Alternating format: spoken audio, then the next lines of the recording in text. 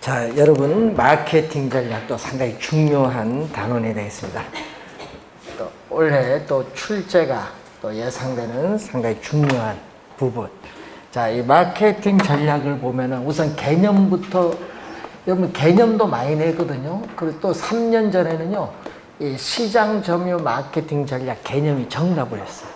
그러니까 개념도 많이 나오니까 시장을 점유한다는 것은요, 요거는요, 공급자를 중시하는 거예요. 시장을 점유하는 것은, 시장 점유는 공급자인 기업이 하는 거 아니에요? 그래서 공급자를 중시하는 전략이다, 이렇게 보시면 돼요. 그래서 시장 점유 마케팅 전략에 있어서 이 표적 시장이라는 용어가 나오거든요. 표적 시장. 가장 좋은 시장 기회를 제공해 줄 수 있는 이 전문화된, 특화된 시장을 표적 시장이라는 용어를 사용해요. 자, 이 표적 시장을 선점은 뭐죠? 미리 점유한다. 선점하고 이 틈새 시장을 점유하는 전략을 뭐라고 하냐면은 시장 점유 마케팅 전략이라고 해요. 자, 여기에는 두 가지가 있죠. 자, STP 전략과 시험 문제는요, 마케팅 믹스로도 출제를 하고요. 예? 마케팅 믹스로도 나오고, 또는 이걸 4P 믹스 전략. 그래서 여러분 두 가지 용어 중에 어느 게 나올지 모르거든요. 자, 두 가지 용어가 있어요. 자, STP 전략에서 S는 세그멘테이션이라고 하죠. 그래서 순서대로 가면 돼요. 요거는 여러분 전체 수요자 집단을 인구, 경제학적인 특성, 예를 들면은 인구, 연령별, 경제학적 소득별로 아파트 분양 시장을 20대, 30대, 40대, 50대 시장으로 나눈다. 이게 세분화예요. 시장 세분화 전략이죠. 그래서 시장을 세분화를 해서 세분화된 시장에 따른 판매, 지향점, 어디를 할 거냐, 지향점을 분명히 하는 단계를 시장 세분화 전략. 그러면 세분화시키면 거기서 우리는 뭐를 정했겠다? 예? 예? 30대 분양시장을 타깃 삼았다. 선정했어요. 그 여러 분양시장 중에서. 그래서 목표로 하는 뭐를 선정? 표적 시장을 우리는 선정했어요. 그러면 30대 분양시장을 선정을 해서 그 30대 분양시장에 어떤 상품 공급할 거냐, 25평 공급할 거냐, 33평 공급할 거냐 정해야 돼. 신상품을 기획하는 단계가 바로 표적 시장 선정 전략. 그럼 정했으면은, 그럼 30대 분양시장에 정했으면은 여기에 요 P에 속하지 않거든요. 그러니까 여러분 30대 분양시장에는 내만 공급하는 것이 아니라 어떻게 돼? 다른 경쟁 회사도 공급할 거 아니에요. 우리 건설업체 많잖아요. 그래서 동일한 표적 시장을 가지는 경쟁자들 사이에서 자기 회사에서 공급하는 상품이 가격이나 품질 등에서 어떠한 경쟁 우위 전략을 가지고 경쟁 회사에 비해서 자기 회사의 제품의 위치를 정하는 전략을 우리는 차별화. 어떻게 차별화할 거냐? 차별화.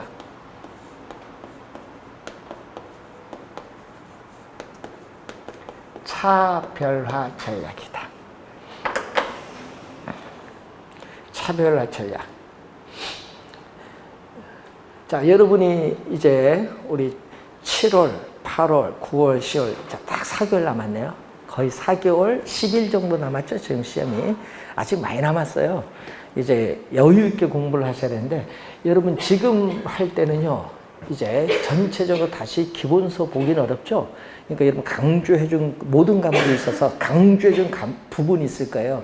그걸 이제 기출문제 우리 배운 거 하고 앞으로 이제 문제집 들어가면요, 풀면서 거기서 또 강조해주는 부분 있잖아요. 그것을 잘 체크해서 그걸 집중적으로 공략을 하세요. 다시 뭐 공부할 시간이 없으니까. 그래서 그 문제만 잘 소화해도 합격하는 데는 지장이 없어요. 근데 여러분 공부할 때 보면요, 이제 보시면은 계속 이론만 공부하는 건 안 좋아요. 예? 항상 여러분 제한된 시간 내에 문제를 풀어야 되기 때문에 문제 적응 능력이 중요한 것 같아요. 그래서 항상 문제 적응 능력이니까 여러분 이론을 배우면요, 그 이론이 어떻게 문제 나오느냐 유형을 좀 봐야 되니까 문제를 앞으로는 많이 풀어보시는 것이 좋다는 거. 전략을 좀 잘, 전략, 합격 전략.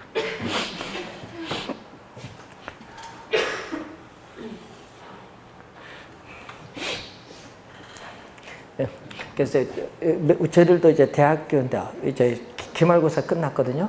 그래서 어제 저 인터넷에 채점하는데, 야, 대학생 중에 한 명이요, 중간고사도 100점 맞았는데 기말도 100점 맞았더라고요. 이렇게 물어봤어요. 물어보니까 뭐 하냐 하니까, 아, 저 공인중개사 공부 지금 5개월째입니다. 야, 학생이니까 머리가 얼마나 좋은가. 또 물어봤어, 민법 교수한테. 그러니까 민법도 100점이래. 아, 공부 열심히 하시는가 봐. 하여튼 이제 그 젊은 분도 이렇게 공부를 많이 하고 있습니다. 근데 문제는 P 4개를 출제했거든요, 작년 시험에. 이 P 4개 원어도 알아야 돼요. 작년 시험에 이 원어로 출제를 하니까 좀 이해가 안 될 것이고 관료에 한글도 적어줬어요. 한글로. 자, 프로덕트. 그리고 또 뭐가 있죠? 프라이스. 프로모션. 4가지 P. 그러니까 주의해야 될 거는 요 포지션은 여기 들어오지 않는다. 가끔 요것을요, 여기 집어넣어버려요. 시험 문제. 같은 P니까. 요것은 유통 경로 전략이라고 해요. 유통. 자, 유통하는 거거든요. 그럼 부동산 개발 회사가 직접 뭐 한다? 분양을 한다든지, 아니면은 분양 대행사를 통해서 분양을 한다든지, 또 중개업소를 통해서 분양할 수도 있죠. 이런 것은 무슨 전략? 유통 경로 전략.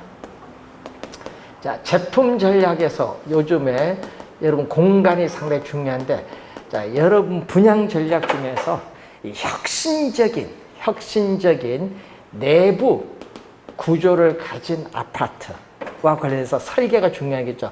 뭐 3타입 형태에 있어서의 평면 뭐 설계라든지 또 요즘 부대시설, 예? 부대시설, 여러분 지상에 주차장 요즘 뭘로 가요? 지하화하죠. 그래서 지상에는 뭐죠? 공간이 이제 생기잖아요. 그래서 자연 친화적인 소규모 공원이나 실개천을 설치한다든지, 자, 이런 거. 요즘에 아날로그란 말을 잘 안 쓰죠. 요즘 뭐 하면 다 디지털화. 그래서 여러분이 아파트 각종 설비를 뭘로 해놨다? 네, 보안 설비라든지 각종 시설을 디지털화 시켜버려요. 아날로그 방식이 아니라. 이런 것은 부대시설. 그 관련해서 배치 어떻게 할 거냐, 이런 것은 다 제품 전략에 속해요. 자, 여러분 30년 전에 아파트 분양할 때는요, 테니스장 설치 부대시설 하다가 20년 전 아파트 분양할 때는 보링장 설치했다가 지금은 골프 연습장 설치해요. 이 세월에 따라 그게 다 달라지는 거예요. 부대시설 어떤 걸 설치할 거냐. 자, 프라이스는 가격 전략이에요. 여러분, 우리는 적정한 분양가를 정하는 거죠. 그래서 수익성과 관련이 있잖아요. 자, 여러분이 시장에서 거래되는 가격보다 고가로 분양할 것이냐, 시장에서 거래되는 가격보다 낮은 분양가를 적용할 거냐, 시장에서 거래되는 가격으로 분양할 거냐, 상당히 중요하거든요. 예, 중요한데, 여러분 정부가 이제 분양 가격 같은 건요, 분양가 상한제를 적용하지 않고 시장에 맡기면은 적정한 분양가가 되는데, 너무 규제를 하니까 뭐 로또 분양이란 말이 막 나오듯이 한데, 어제 아는 친구 거기 이제 분양을 했는데 고민하다가 넣긴 넣었어요. 이 사람이 외국에서 한 15년 있다가 왔는데 이제 자식은 미국에 있고 본인들이 와서 이제 강남에 사는데 한번 넣어볼까 해서 넣어봤는데, 야, 둘이 사는데 몇 평 내야 좀 적은 평수 넣어. 그래서 59제곱미터 넣어봐. 한번 그러니까 너 퇴직금 받은 거 거기 한번 넣어봐. 당첨되면 좋다니까.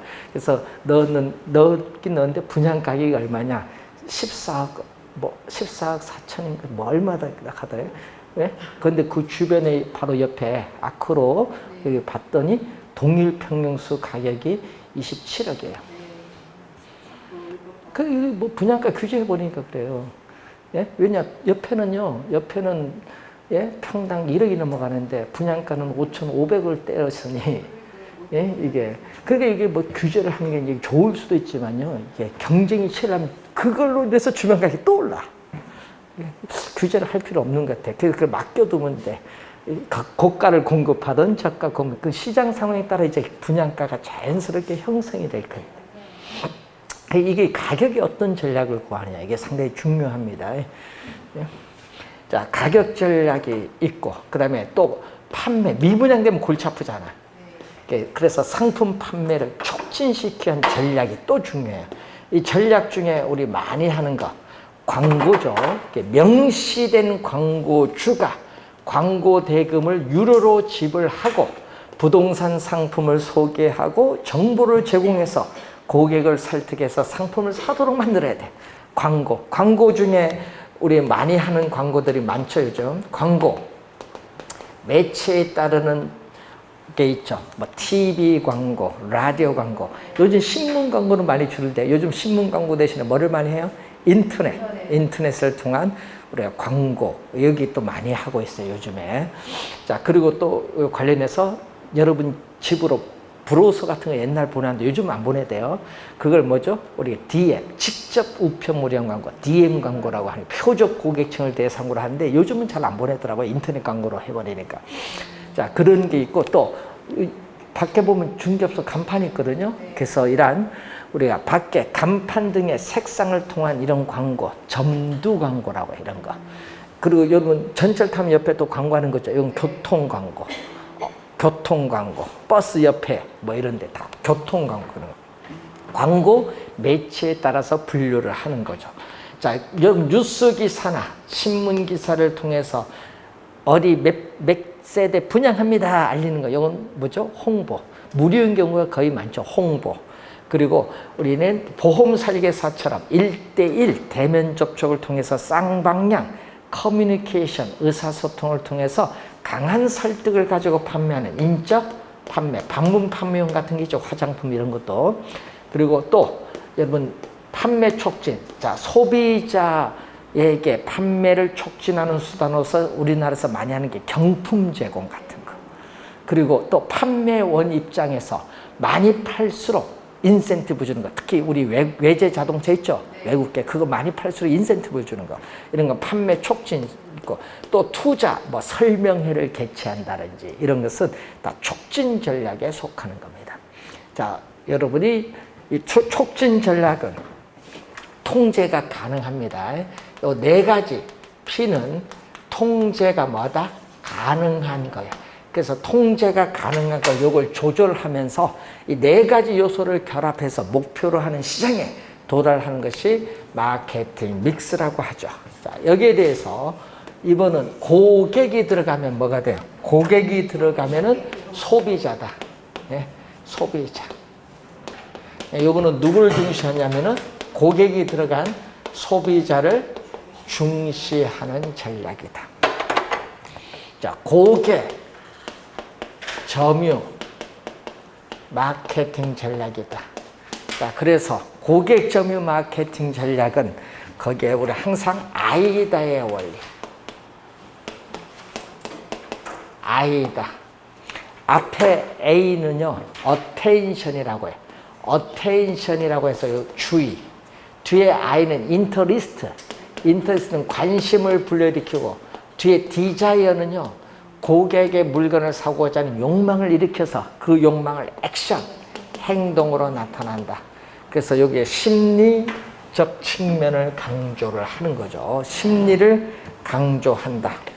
그래서 심리 변화의 몇 단계? 4단계. 심리를 강조하는 거. 심리 변화의 네 단계가 나오고 있다. 항상 심리가 나옵니다. 그러면은 고객 점유 마케팅 전략인데, 그래서 이렇게 상품을 구매하는 의사결정 과정의 각 단계에 있어서 소비자와의 심리적 측면에서의 접점을 마련하여 전달하고자 하는 메시지 톤이나 취지, 강도 등을 적절하게 조절해서 마케팅 효과를 극대화하고자 한다. 고객 점유 마케팅 전략.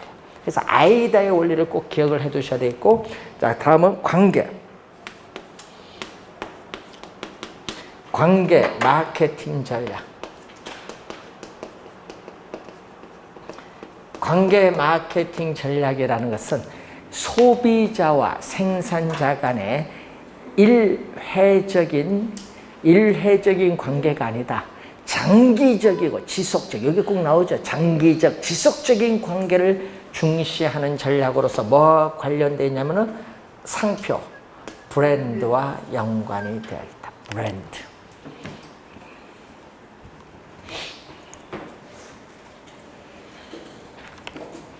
자, 우선은 이 세 가지 전략 잘 기억을 좀 해두시기 바라고, 자, 여러분 교재 140쪽으로 갑니다. 자, 감정평가 이론은 6문제가 또 출제가 되는 단원이 되겠습니다. 자, 우선 감정평가에 보면은 토지 등 하면 토지만 있는 게 아니잖아. 건물, 기타 대통령령이 정하는 재산도 있거든요. 토지 등의 경제적 가치를 판정하여 그 결과를 가액으로 표시하는 것을 뭐라고 한다? 감정평가다. 자, 경제적의 내모. 시험에는 또 법률적으로 쓰든지 시장 가치를 쓰든지 하여튼 말을 바꿉니다. 경제적 가치입니다. 자, 141페이지에 감정평가의 분류를 보시면은, 자, 감정평가 주체에 따른 분류죠. 자, 감정평가의 주체가 공적 기관인 경우, 자, 국가가 평가하는 독일의 평가위원회제도 있죠. 이건 공적 평가입니다. 근데 이 국가나 공공기관에 의해서 일정한 자격을 갖춘 개인, 감정평가사가 감정평가의 주체가 된다. 우리나라, 일본, 미국인데 이것은 공인평가라고 해요. 그럼 우리나라는 무슨 평가? 공인평가가 돼요.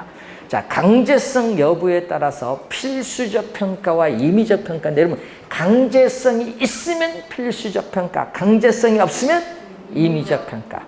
자, 여러분 법원의 경매물건, 한국자산관리공사 캠코의 공매물건, 이런 것은 반드시 평가를 해야 돼요.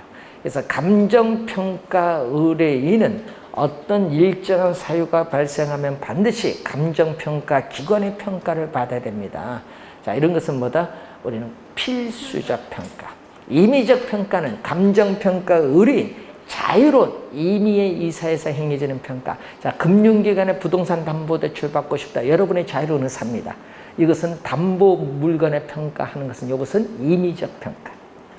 자, 임의적 평가라고 하고, 자, 감정평가의 목적에 따른 분류인데, 자, 감정평가의 목적이 공공이익을 목적으로 한다. 공익을 목적으로 하면 공익평가. 자, 여러분 신도시를 개발하기 위해서 토지를 수용한다. 수용시의 보상평가, 이런 건 공익평가예요.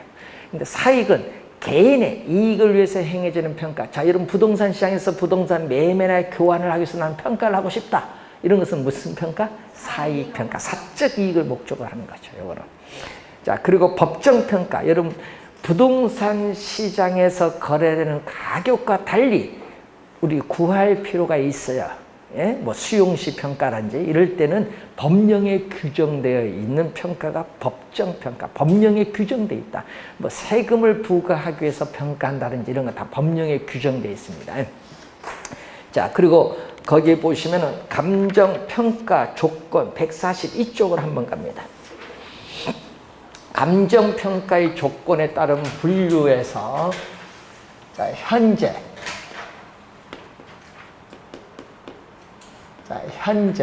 감정평가의 조건에 따른 분류에서 현재, 자, 현재 부동산의 상태, 구조, 환경, 불법 점유되느냐 안 되느냐, 점유, 제한 물권 부착 되어 있느냐 안 되느냐, 현재 있는 그대로 평가하는 것을 무슨 평가? 현황 평가. 그래서 거기 보시면은 또 박스 안에 우리나라 감정 평가에 관한 규칙이 있어요. 자, 우리나라 감정 평가에 관한 규칙이 나오는데 이 규칙을 뭐라고? 이 규칙을 감칙이라고 해. 감칙. 감칙 제 6조가 나와요. 지금 여러분 교재에 6조. 자, 올해 출제 예상이 되는 조문이에요. 6조가 현황 기준 원칙이 나와요.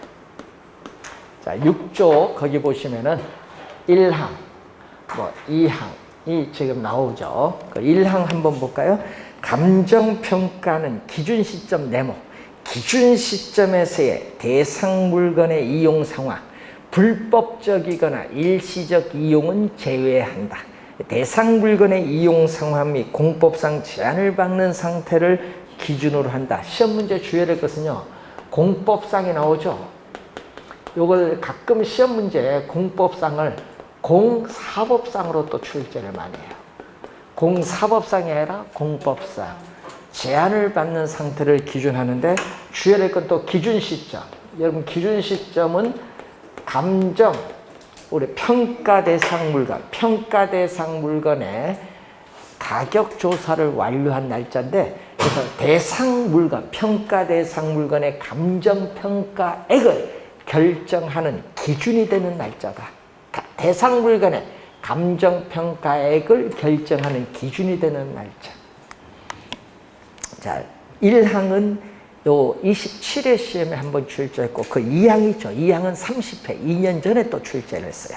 자, 감정평가업자는 그 동그라미 1, 2, 3 있죠? 다음에 어느 하나에 해당하는 경우에는 기준 시점의 가치 형성 요인 등을 실제와 다르게 한정하거나 특수한 경우로 한정하는 조건, 감정평가 조건을 붙여 감정평가할 수 있다. 세 가지 있죠.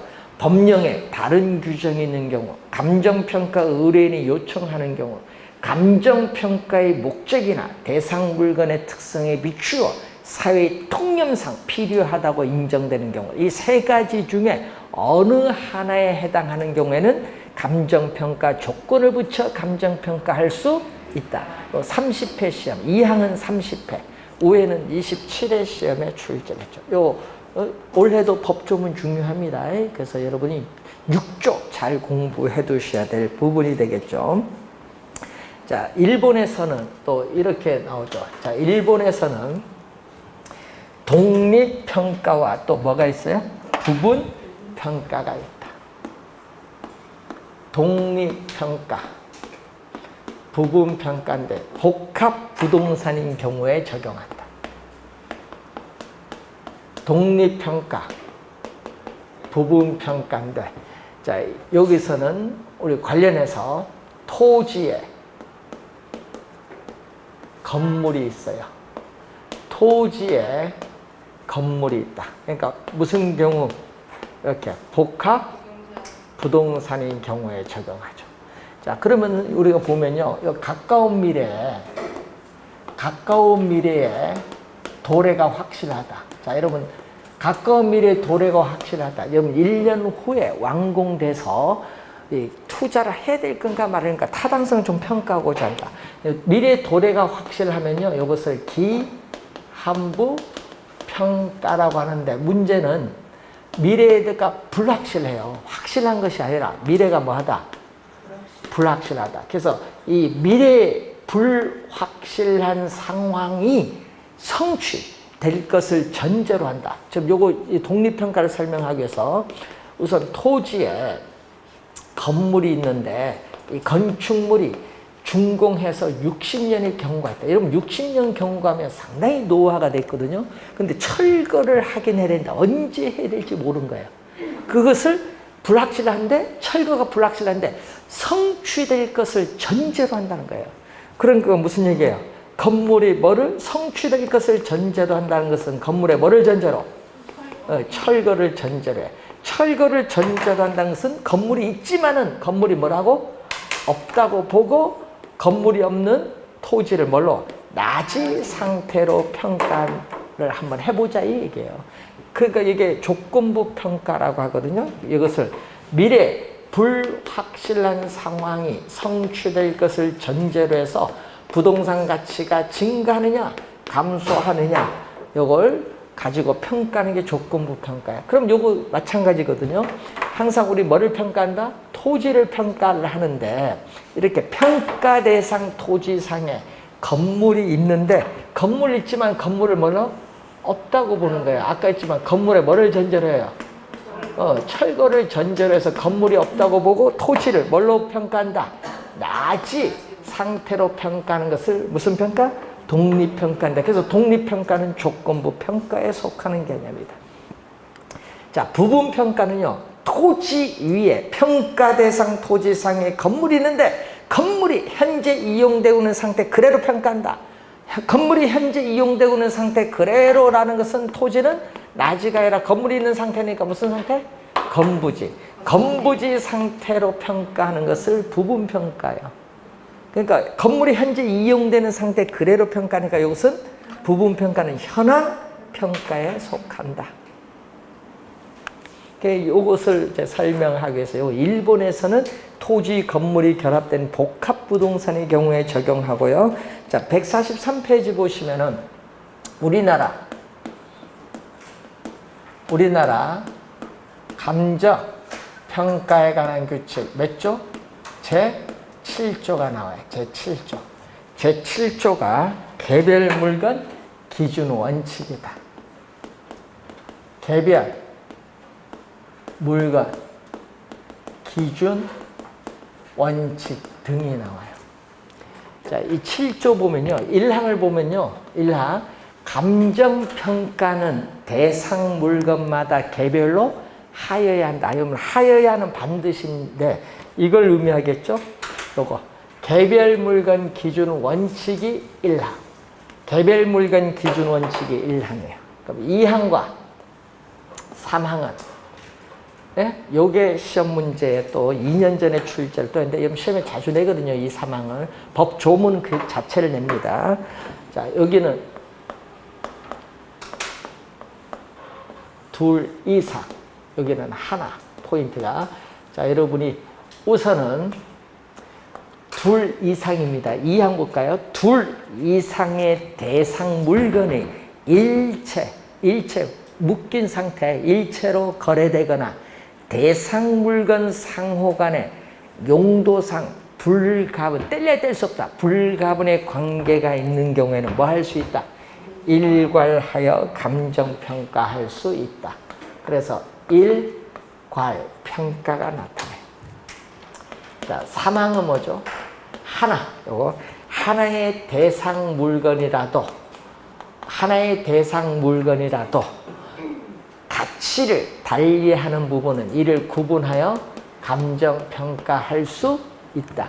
자, 여러분 주상복합 건물 있어요. 주거용 1, 2층은 주거용, 1, 2층 상업용, 3층은 주거용이다. 가치가 다르거든요. 이때는 구분하여 평가를 해야 돼. 자, 4항은 부분평가. 자, 요것도 일체로 이용하고 있는 대상 물건의 일부분에 대하여 감정평가해야 할 특수한 목적이나 합리적 이유가 있는 경우에는 어떻게 돼요? 그 부분에 대하여 감정평가할 수 있다. 이 부분평가가 부분평가. 자, 우선 2항, 3항이 시험에 많이 나와요. 법조문이. 자, 여러분 부분평가를 보시면 1. 필지의 토지에 이 부분이 뭐 도시, 계획시설, 저촉이 됐다. 그럼 예를 들어서 뭐 도로 저촉이 돼서 이걸 뭐 했다? 수용을 할 때 수용 시에 뭐를 해야? 보상평가를 할 때는 이 전체 요 일체를 이용되고 있는 물건 이 전체를 기준해서 요 일부분만 평가한다. 네? 그래서 항상 부분 평가는 일체로 이용되고 있는 물건 전체를 기준한다. 자, 일체로 이용되고 있는 물건 전체. 자, 일체로 이용되고 있는 물건 전체를 기준해서 일부분을 평가한다.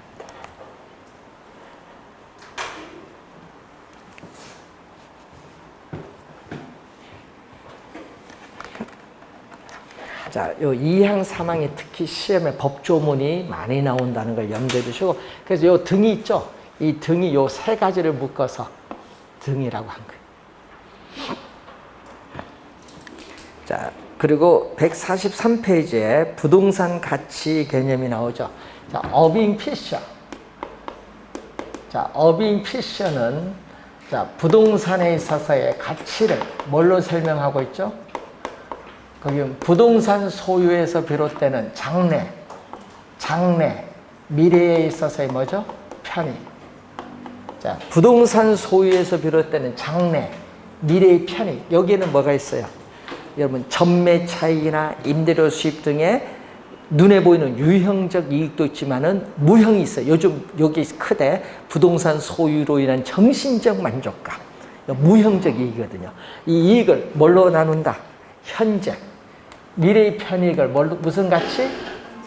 현재의 가치로 환원한 값. 현재의 가치로 환원한 값을 우리는 현재의 가치. 요거 주의하겠죠. 그래서 자, 어빙 피시의 부동산 가치의 개념입니다. 자, 그리고 부동산 학자들의 견해를 보면은 가치와 가격은 다르다고 보거든요. 그래서 뭐에 있어? 토지 특성 중 영속성과 또 건물은 오랜 기간 지속되는 내국성의 특성에서 부동산 학자들은 가치의 개념을 중시해. 부동산 학자들은 무슨 개념? 가치의 개념을 중시한다. 자, 그래서 부동산 학자들은 가치의 개념을 중시합니다.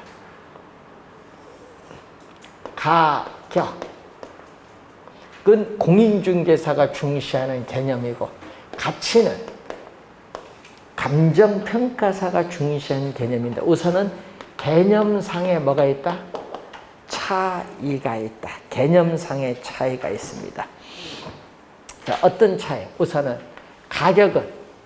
가격은 부동산 시장에서 부동산 거래가 성립이 됐어요. 한 달 전에 성립을 하든 일주일 전에 성립을 하든 거래가 성립되었을 때 매도자와 매수자 간에 교환을 해야 되니까 교환의 대가로서 실제로 지불한 금액을 뭐라고 한다? 가격. 여러분 33평 5억 주고 샀다. 그게 5억 가격이지. 그래서 가격은 뭐가 돼? 가격은 여러분 일정 시점에서 교환의 대가로 실제 지불된 금액은 단 하나잖아. 아까 33평 5억 주고 샀다. 단 한 개 존재를 해요. 그런데 주의할 거는 문제는 과거입니다. 과거입니다. 거래가 이루어진 건 과거예요. 그래서 과거의 시점에서 부동산 거래가 형성됐을 때, 성립됐을 때까지는 과거의 값이다. 시험에는요, 이걸 뭘로 출제한다? 네? 시험에는 현재로 출제할 거 아니에요. 현재가 아니다. 과거. 자, 그런데 가치는 요거죠. 어빙 피시의 개념이죠. 부동산 소유에서 비롯되는 미래의 이 편익을 현재의 가치로 환원한 값이 가치인데, 문제는 이 가치는 현재 시점. 요건 무슨 시점? 현재. 미래가 아니다. 요거는 미래가 아니다. 현재 시점에서 부동산 소유에서 비롯되는 미래의 이 편익을 현재 가치로 환원한 무슨 값? 현재의 값. 자, 여러분 가치는, 자, 여러분 현재 시장에서의 가치는 5억인데 캐나다 이민가구에서 4억에 매각을 했으면은 매각 시점에서 부동산 가격이 1억이 급격히 하락한 것이라고 볼 수 없죠. 오차가 있어요. 플러스 오차일 수도 있고 마이너스 오차가 있어요. 그 오차가 있기 때문에 감정평가가 필요하다. 자, 오차가 있기 때문에 여러분 우리는 부동산에 대한 전문가인 감정평가사에 의한 감정평가의 필요성이 나타난다. 오차가 있기 때문에. 이 오차가 심하면 그렇죠. 여러분 뭐 한 달 전 가격하고 일주일 전 가격, 지금 부동산 가격이요 1년 사이에 너무 많이 변해서요. 여기 알아봐야 돼. 여러분 지금 한 달 전 가격 지금은 또 달라. 네? 자, 여러분 우리 노원인데 저희들이 10년 전에 2007년도인가 8년도 됐나 그때 당시에 노원에 저희들 이제 한번 거기 가서 조사를 좀 한 적이 있는데 그 앞에 뭐 거기 노원역이잖아요. 앞에 주공이 있는데 그때 당시에 전세가 얼마인 줄 아세요? 전세가 5천만 원, 6천만 원이거든요. 매매 가격은 1억 2천밖에 안 돼요. 그 매매 가격이 지금 얼마인 줄 아세요? 10억이에요. 미쳤어요. 전세는 5억이야. 좀 있으면 재건축 호재가 있어서 그러는데, 근데 갑자기 그게 한 달 전에는 8억 5천, 9억 사이인데 지금 10억 넘어가요. 한 달 사이에. 그게 이게 가격이 너무 널뛰게 하면은 이게 전문가 입장에서 앞으로 현재 미래 그 변화상을 고려해서 적정 가격이 얼마냐 알아볼 필요가 있어요. 예? 그러니까 이게 너무 많이 변해서 그렇습니다. 가치와 가격 격차가 너무 크다는 얘기죠. 자, 그리고 5억 주고 샀지만요, 금융기관에 대출 받으면요, 금융기관 입장에서 담보부동산을 평가한 가격, 담보가치, 국세청에서 세금을 부과하기 위한 과세가치, 보험회사에서 보험금 산정을 위해서 평가한 보험가치 다 달라요. 5억 주고 샀지만. 그래서 가치는 보는 사람의 견해에 따라 우리가 한 개가 있는 것이 아니라 여러 개가 존재할 수 있다. 이것을 가치의 다원적 개념이라고 하는 거예요. 자, 그 내용을 우선 염두에 두시고 144쪽으로 오시면 144쪽으로 오시면은 가치는 화폐를 매개로 합니다. 자, 화폐를 매개체로 해서 나타난 것을 뭐라고 하죠? 가격. 가치를 화폐를 매개체로 해서 나타난 것을 가격이다. 근데 가치는 사람의 여러분의 효용, 여러분이 소비함으로써 얻는 만족, 우리 효용에 따라 가치는 차이가 있어요. 그래서 뭐다? 주관적이면서 추상적 개념인데 화폐로 표현돼. 여러분 1제곱미터당 1,000만 원. 그래서 이건 뭐가 돼? 객관적이에요. 1제곱미터당 1,000만 원, 누구에게나 1,000만 원이잖아요. 객관적이고 1제곱미터당 1,000만 원, 구체적으로 나타난 값을 얘기해요. 자, 그래서 이 가치의 화폐적 표현이 가격인데 부동산 가치가 상승하면 부동산 가격도 뭐 한다? 상승을 하고 부동산 가치가 하락을 하면은 부동산 가격도 하락을 하기 때문에 이렇게 가치와 가격은 같은 방향, 동일 방향으로 변동하고 물가가 지속적으로 상승하는 인플레이션이 발생하면은 화폐 가치는 하락하지만 실물 자산인 부동산 가격은 상승을 해요. 그래서 화폐 가치와 부동산 가격은 뭘로? 반대 방향, 역방향, 반대 방향, 역방향으로 변동한다. 화살표가 반대로 가잖아. 반대, 역방향. 자, 그래서 단기에는 부동산 가격과 부동산 가치가 일시적으로 괴리돼요. 일시적으로 괴리된다는 것은 어떻게 차이가 있다는 건데, 그래서 초과 공급은 뭐예요? 여러분, 우리 경제론에서 초과 공급은 공급량이 수요량보다 많아요. 공급량이 많으면 공급자 간의 경쟁에 의해서 가격이 가치 이하로 하락을 해요. 그리고 수요량이 공급량보다 많은 초과 수요가 발생하면은 수요자 간의 또 경쟁에 의해서 또 가격이 가치 이상으로 상승을 합니다. 그래서 장기로 오면은 이러한 가격의 조정 과정을 거쳐서 가치에 일치되게끔 뭐한다? 조정이 이루어져요. 가치에 일치되게끔 조정이 이루어지기 때문에 가치는 가격의 장기적인 균형값이다. 이렇게 균형치, 균형값이라는 그런 내용이 나와 있죠. 그래서 이 144페이지 중간에 가격과 가치의 일치 과정 단기, 장기를 나누어 설명을 했습니다. 자, 시장 가치 개념 갑니다. 자, 시험 문제에 또 우선 자주 우리가 출제가 되는 우리가 시장 가치 개념. 자, 감정 평가에 관한 규칙 제2조 제1호 요거 27회 8회 두 번 출제된 개념. 예? 개념. 자, 토지 등을 뭐라고 하냐면요. 자, 여러분 토지 등을 우리는 대상 물건이라고. 대상 물건. 자, 그래서 감정 평가의 대상이 되는 토지 등을 우리는 줄여서 대상 물건이죠. 그래서 대상 물건이 통상적 시장. 자, 통상적 시장. 네모. 여러분 합리적 시장이 아니라 통상 일반적이잖아요. 통상적 시장에서 충분한 기간 동안 거래를 위하여 공개된 후 그 대상 물건 내용에 정통한 당사자 사이에 신중하고 자발적인 거래가 있을 경우, 자, 밑줄 긋습니다. 성립될 가능성이 가장 높다고 인정되는 대상 물건의 가액을 시장 가치라고 합니다. 여러분, 신중하고 자발적 거래거든요. 만약에 여러분 강요된 거래는 어떻게 돼? 경매처럼.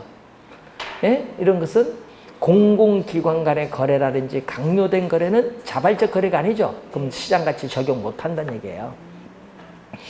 자, 그래서 1번, 2번 출제된 개념의 법조문 그대로 나옵니다. 자, 그리고 제5조 볼까요? 제5조를 보면은, 자, 우리나라 감정평가에 관한 규칙 제5조가 나오는데 5조는 시장가치 기준 원칙. 제5조는 시장가치 기준 원칙. 자, 1항을 볼까요? 감정평가는 자, 대상 물건에 대한 감정평가액은 시장가치를 기준으로 결정한다. 시장가치를 네모씌울까요? 시장가치. 자, 우리나라 감정평가에 관한 규칙에서는 시장가치인데 이걸 부동산 가격 공시에 관한 법률에서는 적정가격이라고 하거든요. 적정가격이 아니다. 이런 부동산 가격 공시에 관한 법률은 적정가격인데 아까 얘기했죠. 우리나라 감정평가에 관한 규칙에서 뭐 시장가치. 시험에 적정가격으로 또 출제를 한다 얘기죠. 자, 2항. 자, 우리가 2항을 보면 또 2항도 출제를 또 2년 전에 또 했었죠. 자, 감정평가업자는 또 박스 안에 다음 어느 하나에 해당하는 경우에는 대상 물건의 감정평가액을 시장가치 외의 가치를 기준으로 결정할 수 있다. 세 가지 아까 법령에 다른 규정이 있는 경우, 감정평가 의뢰인이 요청하는 경우, 감정평가의 목적이나 대상 물건의 특성에 비추어 사회의 통념상 필요하다고 인정되는 경우 이 세 가지 중에 어느 하나에 해당하면요 시장 가치 외의 가치를 기준으로 결정할 수 있다는 거예요. 법조문 그대로 출제합니다. 자, 제5조도 잘 기억을 좀 해두셔야 되겠고, 자, 여러분 145페이지에 자, 여러분이 우리 부동산 시장 배울 때 토지의 특성으로 인해서 일반 상품과는 다른 부동산 시장의 특성을 배우셨고 또 여기도 마찬가지로 토지 특성으로 인해서 또 부동산 가격의 특징이 나타나게 되겠죠. 그래서 영속성에 의해서 부동산 가격은 부동산 시장에서 거래가 성립되었을 때 매도자와 매수자 간의 교환의 대가로서 뭐가 가격이죠. 교환의 대가로서 가격이 결정이 돼요. 그리고 또 일정 1년 임대차 계획을 맺었어요. 사용 수익의 대가로서 뭐를? 임대료가 나오는 거죠. 가격은 원본이라고 하고 이 원본에 대한 임대료를 과실이에요. 원본과 과실의 관계가 있고 또 영속성에서 부동산 가격은 부동산 가격은 과거, 현재 및 장래에 걸친 장기적인 배려하에 형성이 되면서 부동산 가격은 항상 변화의 과정에 있어요. 여러분 부동산 이익은 오랜 기간 지속되니까 장기적 배려를 하에 형성이 됩니다. 또 부동성에 의해서 또 뭐가 나오죠? 부동성에 의해서 부동산 가격은 소유권뿐만 아니라 기타 권리나 이익의 가격으로 나타나요. 자, 하나의 동일 부동산 위에는 여러 권리나 이익이 존재할 수 있습니다. 근데 각각의 권리나 이익마다 개별적으로 경제적 가치가 형성될 수 있죠. 자, 소유권 가격, 전세권 가격, 임차권 가격, 보증금 얼마 형성될 수 있죠. 네. 또 부동성에서 또 부동산 가격은 지역적 영향을 받아요. 내 부동산에 속해는 그 지역에 사회적, 경제적, 행정적 요인이 변하기 때문에 그 영향을 받는 거예요. 지역적 영향을 받아요. 또 부동산 가격은 개별적으로 형성이 돼요. 개별성의 특성에 따라 개별적으로 형성된다는 것은 거래 당사자의 특수한 사정, 개별적 동기가 개재되기가 쉽다는 얘기예요. 그러다 보니까 어떻게 돼요? 사정 보정이 필요하기 때문에 개별적으로 형성될 수밖에 없다. 또 부동산 가격은 시장에 수요가 거의 없다 하더라도 담보 능력, 임대 능력이기 때문에 부동산 가격은 일정 수준 이하로 하락을 하지 않는다는 뭐를? 하방 경직성을 가져요. 여러분 우리 임금도 일정 수준 이하로 하락을 하지 않는 하방 경직성이 있듯이 부동산 가격도 뭐가 있다? 하방 경직성이 있다. 이런 얘기죠. 자, 여러분 거기 보시면 수요. 자, 부동산 시장에서 사고자 하는 수요와 공급이 만나면 뭐가 결정? 가격이 결정되고 이 가격이 다시 수요와 공급에 또 영향을 주는데 이러한 이 서로 영향을 주고받는 이 관계를 거기에 나오는 용어 가격의 이중성이라고 해요. 이중성. 그래서 여러분 이 가격의 이중성은 시장에 존재하는 모든 상품은 전부 가격의 이중성을 가지고 있는데 부동산은 일반 상품과는 달리 가격이 비싸기 때문에 이 가격의 이중성을 더 잘 어떻게 돼 살펴볼 필요가 있다는 거예요. 우리나라는 특히 공급에 시차가 있기 때문에 공급에 제한이 많죠. 그러다 보니까 가격 변동폭이 커서 이 가격 이중성을 잘 살펴봐야 돼요. 자, 부동산 가치의 형성 요인. 자, 이 가치의 형성 요인이 가치의 발생 요인에 영향을 미치고 이 가치의 발생 요인은 부동산 가치에 영향을 줘요. 자, 그러면은 이 가치 형성 요인이 또 시험에 개념을 또 정답을 또 많이 묻는데 자, 여러분 우리가 부동산 가치의 형성 요인 146페이지에 거기에 개념 나오죠. 대상 물건의 경제적 가치에 영향을 미치는 일반 요인, 지역 요인, 개별 요인 등을 말한다. 이게 출제를 한 4번 했는데 경제적 가치의 네모. 네? 경제적 가치. 요게 여러분요. 시험 문제 뭘로 출제한 줄 아세요? 경제적 가치잖아요. 요걸 우리가 시장 가치로 출제한 거야. 또 말을 바꿔서 이게 또 정답으로 물었어. 시장 가치가 아니라 무슨 가치? 경제적 가치. 자, 그러면 가치의 발생 요인은 경제적 측면과 무슨 측면?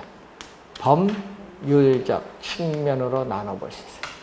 자, 경제적 측면과 법률적 측면으로 우리는 크게 나눠보는데, 자, 경제적 측면에서는 부동산 시장에서 사고자 하는 수요 측면과 공급 측면에서 보죠. 자, 수요 측면에서는 효용.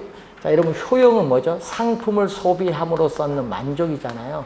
효용 또는 유용성인데, 이 부동산에 관한 욕구를 부동산에 관한 이 욕구를 만족시켜 줄 수 있는 재화의 능력을 뭐라고 한다? 효용 또는 유용성인데, 이때 주거지의 유용성은 쾌적성으로, 상업지는 수익성으로, 공업지는 생산성으로 표현될 수 있다. 자, 그리고 유효 수요는 이제 실질적인 구매력을 갖춘 수요로서 부동산을 살 의사도 있고 부동산을 우리가 지불할 수 있는 능력도 갖춰야 된다. 둘 다 갖출 때 유효수요다. 여러분, 지불 능력 없으면 유효수요라고 할 수 없어요. 지불 능력이 있어야 돼요.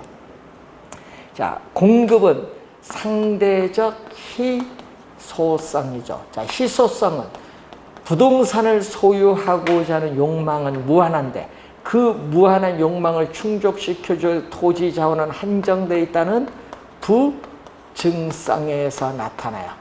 자연적 특성인 부증성에서 나타나는데 상대적이라는 얘기죠. 상대적이라는 것은 도시에서의 토지에 대한 수요는 계속 증가하는데 외곽에서 임야를 택지로 조성해서 공급한다는 제한이 있거든요. 그래서 토지의 특성 중 용도의 다양성에서 용도의 전환을 통해서 공급은 가능한데 그 공급이 뭐에 비해서? 수요에 비해서 양적, 질적으로 부족한 상태를 말해요. 자, 시험 문제에 절대적 희소성이 아니라는 거. 절대적 희소성이 아니라면 상대적 희소성. 자, 이전성이죠. 법률적. 자, 여러분이 법률적 측면에서 권리가 이전될 수 있습니다. 한 사람에게서 다른 사람에게로 권리가 완전히 이전될 수 있어야 된다. 이거 무슨 측면? 법률적 측면. 이 네 가지 요인이 가치의 발생 요인인데 이 부동산 가치가 가치의 형성 요인에 영향을 주고 발생 요인에 영향을 주면서 또 부동산 가치에 영향을 주죠. 이 과정에서 우리는 부동산 가치의 여러 가지 원칙, 부동산 가치의 여러 가지 원칙이 뭐한다? 성립을 한다. 그래서 이 가치 원칙이 여러분이 우리가 올해 시험에 좀 주의해야 될 건 가치의 발생 요인 요거 좀 주의해 두시면서 가치의 여러 가지 원칙 둘 중에 하나에서 출제가 되지 않을까 이렇게 보여지는데, 그래서 여러분 교재에 부동산 가치의 여러 가지 원칙은 28회 시험에 출제를 했거든요. 그래서 좀 3년 출제하지 않았기 때문에 올해 출제 가능성이 상당히 높다. 그래서 146페이지에 부동산 가치의 여러 가지 원칙은 원래 출제 가능성이 상당히 높다. 이렇게 보시면 되겠습니다. 자, 우선 이번 시간은 여기까지 우선 한번 풀이를 하도록 하겠습니다.